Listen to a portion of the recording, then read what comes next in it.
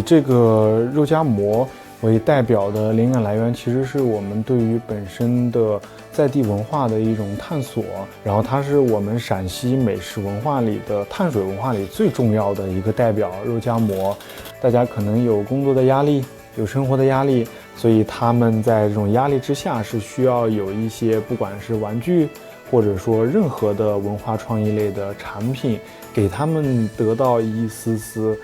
这种安慰。我们作为文化创意产业的从业者，我们就有责任，也应该去做出这样有意思的、轻松的玩具，去带给大家。